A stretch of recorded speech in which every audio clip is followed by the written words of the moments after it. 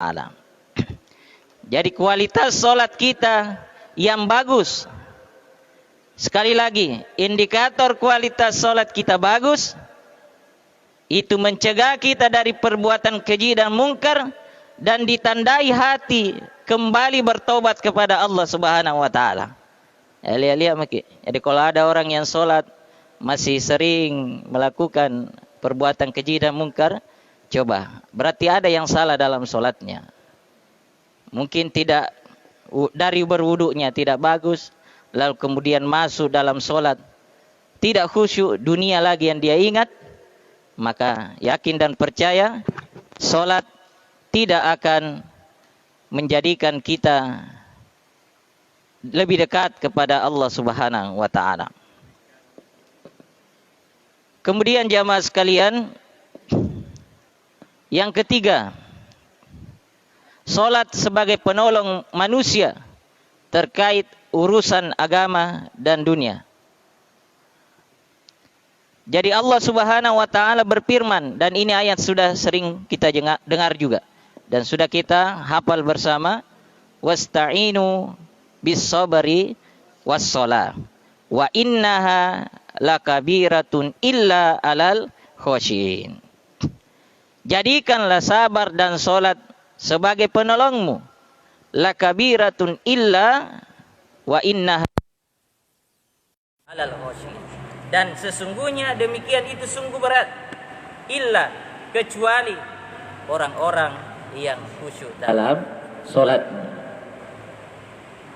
Surah Al-Baqarah ayat 45. Dan Rasulullah dan para sahabat memberikan kita tips bagaimana supaya kita khusyuk dalam sholat.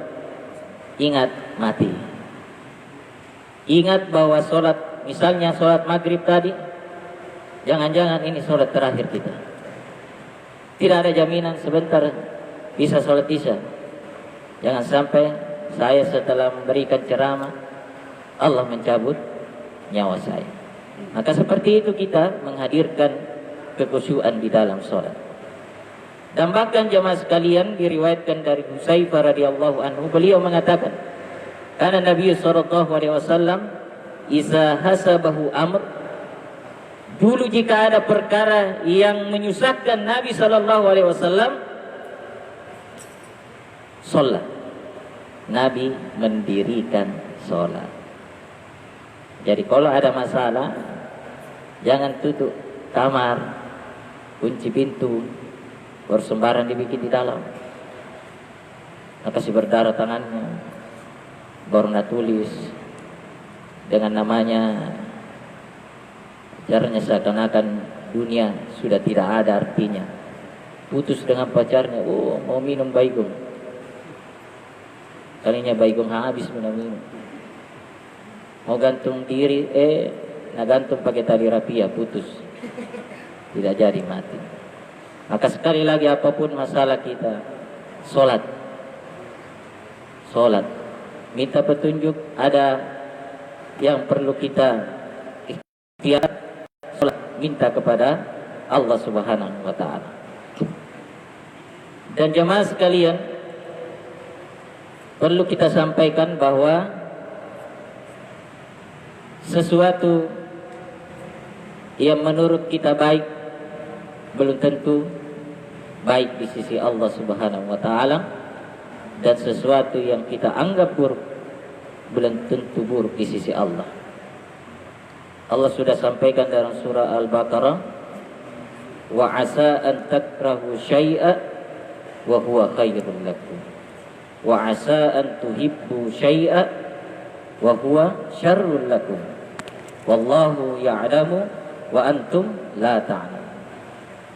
Kata Allah, wa asa an takrahu syai'a, boleh jadi sesuatu yang engkau anggap buruk, wa huwa khairul lakum, itu baik bagi kalian.